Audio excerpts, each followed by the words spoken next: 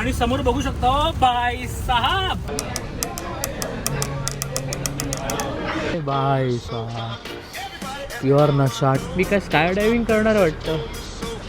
Sky diving करणार आहे मी really. बघूया.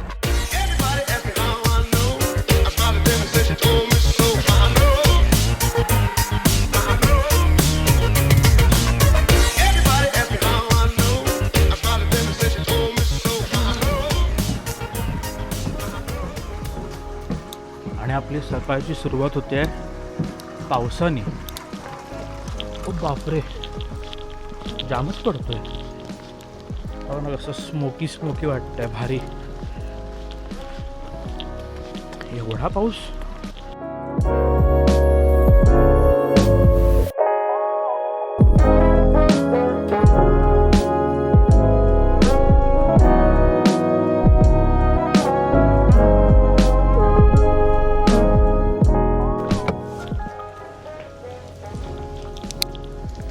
वाव, 9 वाजलेत बरोबर. आणि 9 वाजता आपण पोचलो आहे आपल्या पहिल्या स्टॉपला, सितारा बक्ष कॉफी प्यायला. आणि आज वेगळा स्टारबक्सला आलेलो आहे असं वाटतंय, कारण की शार्लेटला जाताना युजली जो मी स्टॉप घेतो तो हा स्टारबक्स नव्हे, ये कुछ दुसरा आहे रे बाबा. तर असं करता करता स्टारबक्सला आलो आहे. आता जरा थोडा नाश्ता बिष्टा करून घेतो आणि कॉफी पिऊन घेतो आणि निघतो. 10:30ला पहिला आपला स्टॉप असणार आहे आय फ्लाय. आता आय फ्लाय काय आहे, तिथे जाऊन काय फ्लाय करणार आहे, कोण उडवणार आहे, कोणाला उडवायचं आहे, तर काय उडवायचं आहे, वो देखे जाएंगे, आगे जाएंगे. जाऊन दे. हे खाऊन घेऊया, वॉर्म्ड फलाफल पॉकेट आणि टोमॅटो मॉझरेला सँडविच. गुड.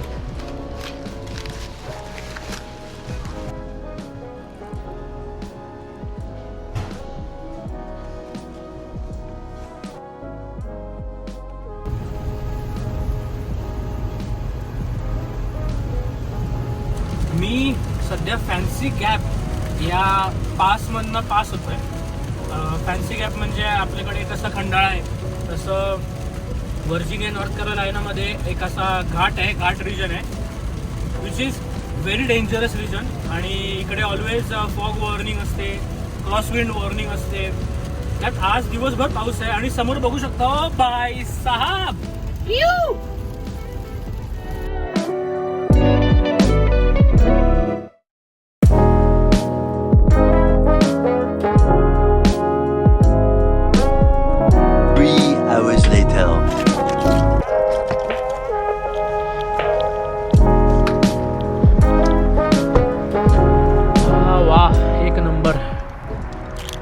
तर वाजलेत सकाळचे 11:30.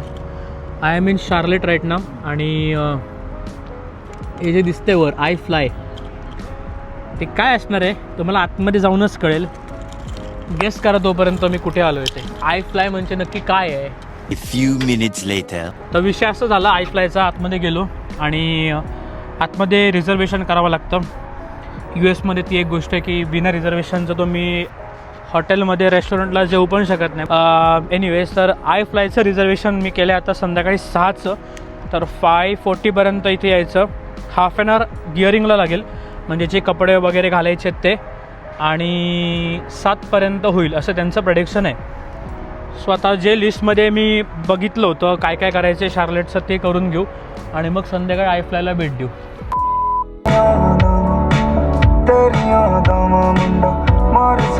कळलं? Keep counting. Oh yeah. तर आत्ताचा स्टॉप आलो आहे मी.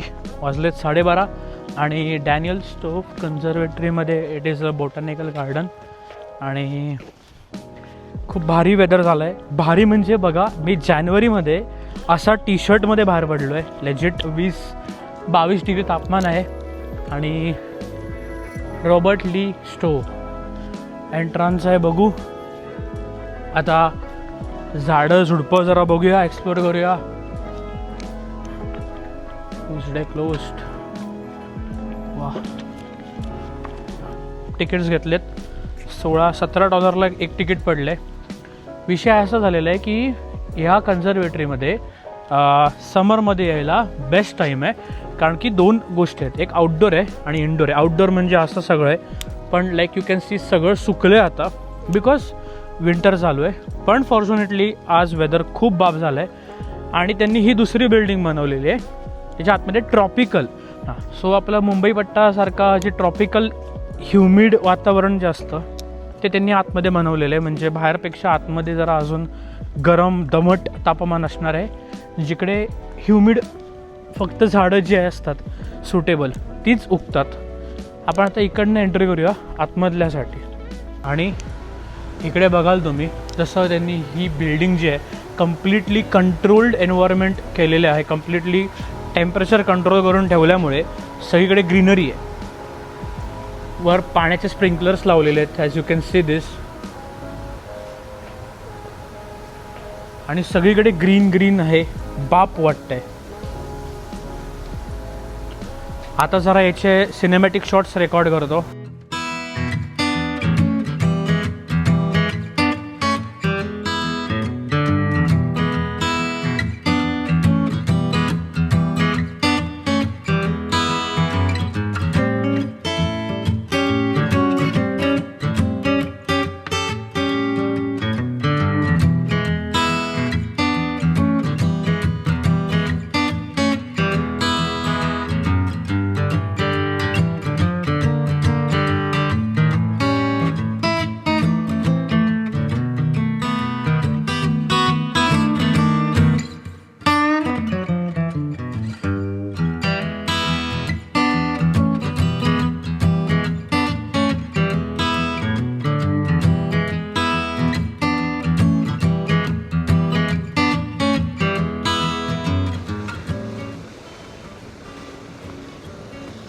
तर बेसिकली हे जे कन्झर्वेटरी आहे ते समरसाठी आरक्षित करण्यात आलेले आहे माझ्या लिस्टमध्ये, कारण की मागे सगळे झाडं सुकलेली आहेत. बाई आज 20 डिग्री नसताना तर मग खूप थंडी वाजली असती आणि मजा आलीच नसते बाहेर असं फिरायला. आता वाजलेत दुपारचे 1 आणि ऑफिशियल जेवणाची वेळ झालेली आहे, लंचची वेळ झालेली आहे. तर आता इकडनं मी निघतो आहे आणि जातो आहे एका वेगळ्या रेस्टॉरंटला, एक वेगळं क्विझिन ट्राय करायला जे मी कधीच ट्राय केलं नाही लाईफमध्ये आणि एवढं ऑथेंटिक. गेस करा जाऊपर्यंत मी की काय खाणार आहे. A few minutes later. तर P2ला अशा प्रकारे एकदम अशा कॉम्पॅक्ट स्पेसमध्ये गाडी पार्क केलेली आहे आणि नंबर काय ते C. जस्ट एक रेफरन्स म्हणून घेऊन ठेवतो ना, जे आल्यानंतर शोधाशोधी करायला नको, कारण की खूप गाड्या आहेत आणि फुल पॅक आहे. अशा बाजूला एक स्टेडियम आहे, तर स्टेडियमला काहीतरी इव्हेंट आहे वाटतं. ते इव्हेंटसाठी अख्खे पार्किंग फुल झालेलं आहे. $35 for the whole day. Like strange but ठीक आहे. चला आता इथून जवळच आहे ते रेस्टॉरंट जिथे मी चाललो आहे. तर हे म्युझियम ऑफ इल्युजन जिकडे मी आलो होतो, इकडे मी असं काहीतरी बोललो होतो की केस कापा ₹10. आणि एक्झॅक्ट बाजूला पार्किंग आहे आणि हे रामेन रेस्टॉरंट आहे जिकडे मी फर्स्ट टाईम येतो आहे. जिनिया रामेन बार. फर्स्ट टाईम मी रामेन खाणार आहे, सो बघूया रामेन कसं लागतंय. सो ह्या रामेन रेस्टॉरंटला मी आलेलो आहे. वा बाप वाटतं आहे आतमधलं ॲम्बियन्स आणि या काठ्याने खायचं आहे. तर रामेन रेस्टॉरंटला आल्यानंतर इकडे मिळतात म्हणजे या काठ्या, चॉपस्टिक्स आणि ह्या अशा जॉईंट असतात, तर आपल्याला ब्रेक करावं लागतं. तर तोडल्यानंतर हे जे एंड्स आहेत त्या एंड्सने असं घासायचं असतं, म्हणजे जे ह्या रेषा असतात ना, त्या रेषा निघतात खाली पडतात, म्हणजे हे स्मूथ होतं आणि दांडी पकडताना आपल्या हातामध्ये काही घुसत नाही. आता पकडतात कसे, आय थिंक सो असं पकडतात, हे असं पकडतात वाटतं, असं पकडतात. फक्त पकडता येते, याच्यानी खातात कसं मला नाही माहिती, लेजिट मला नाही माहिती याच्यानी, कारण की माझं पकडताना असं होतं आहे. पण आता बघूया, लकीली जमलं पाहिजे. तरी पहिली रेसिपी काहीतरी आलेली आहे, ब्रसल्स आहेत मला लेजिटी पालकाची भजी वाटते, फ्राय केलेली पालकाची भजी, बट ब्रसेल्स स्प्राउट्स म्हणून असतात ते आहेत. त्यासोबत त्यांनी ही चटणी दिलेली आहे. Okay, thank you. ते आहे आणि हा ब्रसेल्स, अशा 2 गोष्टी आलेल्या आहेत. खाऊन घेऊया. आता ज्या ब्रसेल्सच्या भज्या बनवून दिल्यात ती चटणीत डिप करतो. आणि ब्रो, ही चटणी लेजिट आपली इंडियन स्टाईल शेजवान चटणी आहे.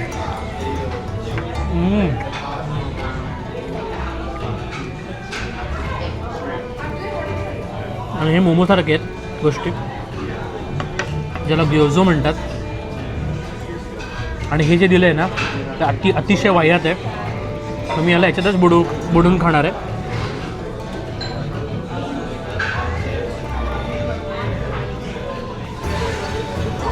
बाप, अल्टिमेट.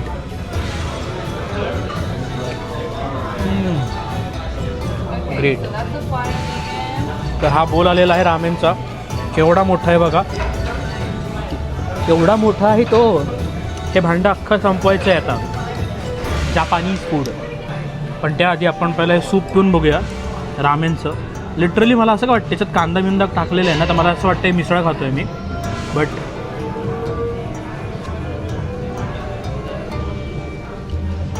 बाप आहे.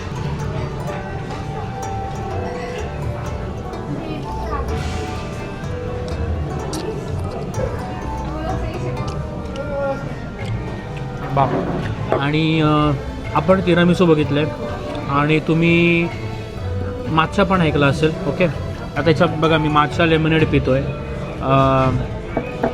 पण माचा आणि तिरामिसूचं कॉम्बिनेशन, द माचा तिरामिसू, बघा ना, काय प्युअर ब्युटी आहे.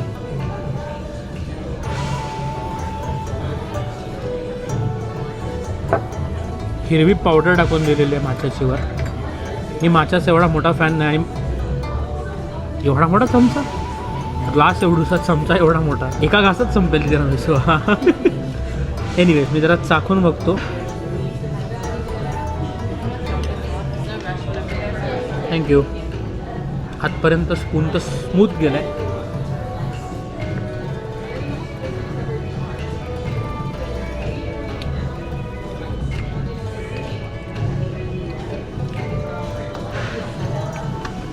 Not bad.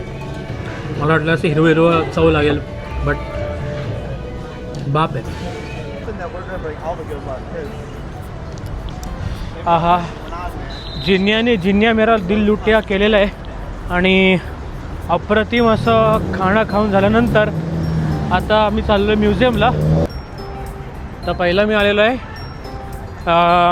Modern म्युझियमला, modern art म्युझियमला. तुम्हाला बाहेरपासूनच याची जी काही कलाकृती आहे ती बघायला मिळते. सो हे योगड. सो हे मॉडर्न आर्ट म्युझियम आहे इकडचं. ओ भाई, हे पाण्याचे फवारत वाटते, ते पाणी उडतं वाटतं वर. आणि वर लाईटी बिटी लावलेल्या आहेत.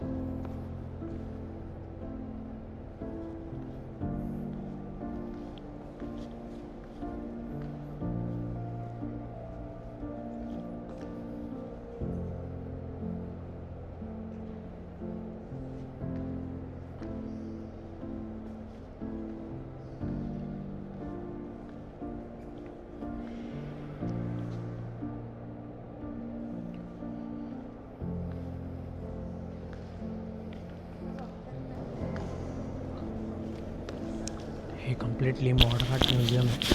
सो काहींना कळेल, काहींना नाही कळणार. ज्यांना कळतं ॲप्रिशिएट करा, ज्यांना नाही कळतं प्लीज काही कमेंट करू नका. रॉंग कमेंट आपापसात करू नका, because this is an art. ज्यांना कळतं त्यांना कळतं. लेजिट अशा काही काही पेंटिंग्स असतात, अशा काही काही कॅनव्हास असतात, त्या करोडो डॉलरला विकल्या जातात. येस, रुपीज नाही, डॉलरला विकल्या जातात. इथे आल्यानंतर एक कळतं, तुमची विजन पॉवर खूप चांगली हवी की तुम्हाला बारीक सारीक गोष्टीतसुद्धा आर्ट दिसेल. आता ह्या गोष्टी असतील. आता हे लेजिट हे पत्र्याचं आहे, हे बघू शकता, हे पत्र्याचं आहे. ह्याच्यावर त्यांनी असे रेघोट्या ओढल्यासारख्या आहेत. पण जर तुम्ही नीट ऑब्झर्व केलं तर it is literally a piece of art किती छानपणे त्यांनी केलेलं आहे. आणि जे पण आर्टिस्टिक लोक असतात ज्या अशा सगळ्या गोष्टी सादर करतात त्या लोकांचं डोकं खूप वेगळं असतं, खूप पुढे असतं. आणि एक गोष्ट म्हणजे कडू वाटेल पण ते लोक अजिबात नॉर्मल नसतात. ते लोक जग त्यांना वेडच ठरवतं, पण एक लक्षात ठेवा, वेडेच इतिहास घडवतात. आणि बाकीचे लोक जे आपण सुज्ञ म्हणतो, नॉर्मल म्हणतो, त्यांना ह्या गोष्टीची कदर नसते, या आर्टची कदर नसते. बट हे असेल आता हे पण पत्र्याचंच आहे बघा, हे सगळं पत्र्याचं आहे. हा लेजिट गंजले, हे लाकूड आहे. हो, हे लाकूड आहे. लाकडावर त्यांनी काय ना काय केलेलं आहे. आणि मग जे लोकांना किंमत नसते ते लोक याला भंगार किंवा काय केलं आहे हे काहीतरी असं बकवास कमेंटिंग करतात. पण ज्यांना खरंच आर्ट कळतं they will really admire it.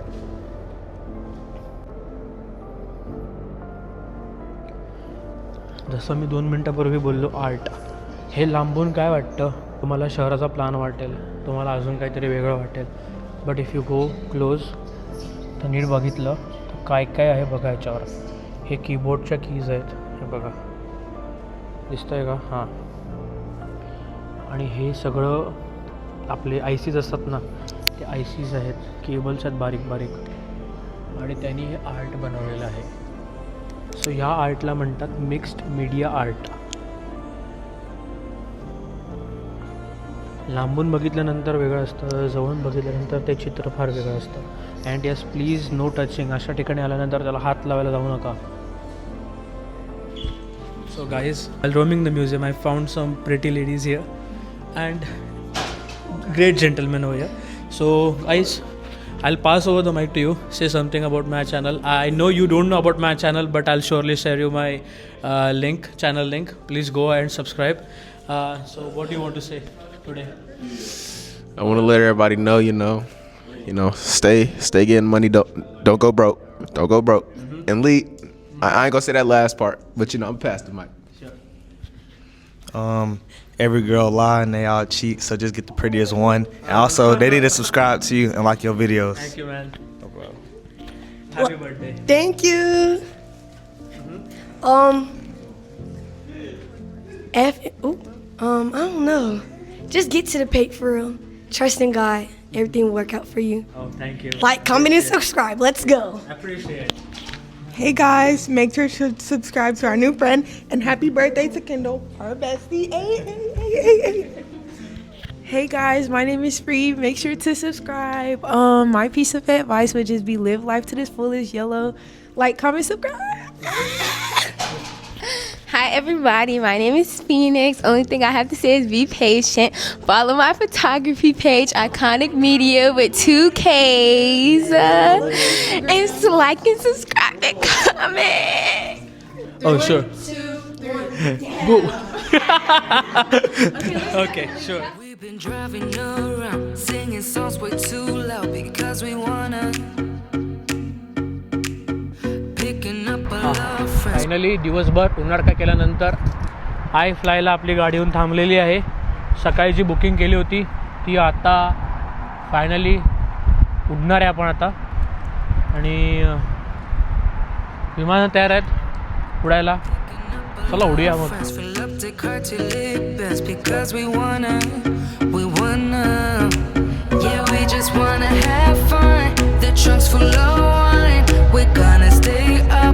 The time of our lives, the night is young, don't need anybody else. We came to party all night long, and we don't need no chaperone. We don't need nobody's attention, yeah, we just wanna dance on our own. We came to party all night long, and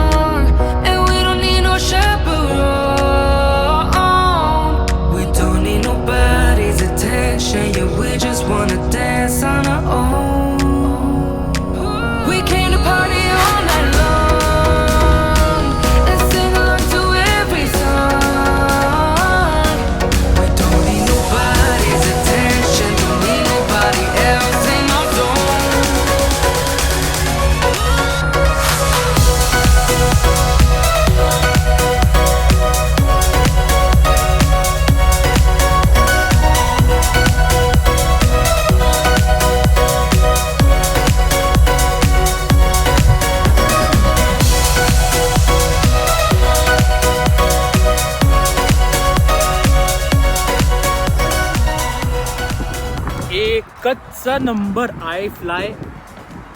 म्हणजे मी speechless झालो आहे, मला कळत नाही आहे काय बोलावं. 120-130 माईल पर आवरची विंड एक्सपिरियन्स करायला मिळते. त्यांनी पहिला वरपर्यंत नेलं आणि सेकंड असं 4-5 फुटापर्यंत उडवत होता. भाई साहब, इतका अमेझिंग एक्सपिरियन्स आहे हा. आपण कसं म्हणतो शीतावरनं भाताची परीक्षा घेता येते, तर याच्यातनं आपल्याला कळतं की जे रिअल स्काय डायव्हिंग करतात ते किती डेंजर असेल आणि ते किती बाप असेल, डेंजरपेक्षा किती बाप असेल. अप्रतिम आहे, अप्रतिम. आणि $100 होतं पर पर्सन. $20 ते वर न्यायला आणि $25 ते सगळे त्यांच्या व्हिडिओ शूट आणि फोटोशूट करायला. कम्प्लीट वर्थ आहे, कम्प्लीट वर्थ. आणि 2 फ्लाईट्स होत्या लाईक आय टोल्ड यू. तर बाप म्हणजे बाप. Slight change in the plan. Instead of desi district मी आलो आहे पटेल ब्रदर्सला, कारण की ते तिकडनं जवळ होतं कॉन्कॉर्ड मिल्सपासून. इतक्यांदा पटेल दाखवतो, व्ह्युअर्सला पण माहिती पडलं असेल की मी काय नक्की करतो पटेलला येऊन. आणि पटेल ब्रदरने तर मला स्पॉन्सरशिप द्यायला पाहिजे, एवढ्या तुमचं प्रमोशन करतो. तर पटेलला आलं आणि 100च्या वर शॉपिंग झाली नाही असं कधीच झालेलं नाही आहे. पटेल ब्रदर्स में से अगर कोई देख रहा है तो प्लीज़ स्पॉन्सरशिप दो मुझे, कुछ तो स्पॉन्सर करो इसमें से. हर महीने इतना $100 का सामान लेके जाता हूँ. पटेलच्या एक्झॅक्ट थोडा बाजूला आहे ऑनेस्ट. आणि ऑनेस्टला पावभाजी भारी मिळते, त्याचा तडक्याचा सुगंध इथपर्यंतच येतो आहे ऑनेस्टच्या पावभाजीचा. सो ऑनेस्टला जाऊन पावभाजी बघू किंवा अजून काय चाट आयटम बघू आणि निघू पटकन. आणि ही आली लेजंडरी ऑनेस्टची पावभाजी, 1 नंबर दिसते. ही शेवपुरी आहे, सॉरी दहीपुरी, ही पावभाजी. आता ताव मारूया याच्यावर. आता हे खाल्ल्यानंतर 3-3.5 तास ड्राईव्ह कसा होईल मित्रा, बट करायचं. जे हादाडलंय, जे खाल्लंय, जे हाणलंय, जे ठुसलंय, काय म्हणायचं ते म्हणा ऑनेस्टमध्ये. बाय सा प्युअर नशा. आणि आपलं त्यात ते देसी जे फूड असतं ना, त्यांनी जी नशा येते, त्यात दिवसभर एवढ्या ॲक्टिव्हिटी केल्यानंतर मग परत ड्राईव्ह करायचं इज अ बिग टास्क. आणि डिस्टन्स पण जवळ नाही, डिस्टन्स पण खूप लांब आहे. आता डायरेक्ट आपण थांबायचं पेट्रोल पंपावर, पेट्रोल भरायचं गाडीत, रेडबुल प्यायचं आणि आपली जर्नी कंटिन्यू करायची घरच्यासाठी. घरी जाऊन तुम्हाला भेटतो.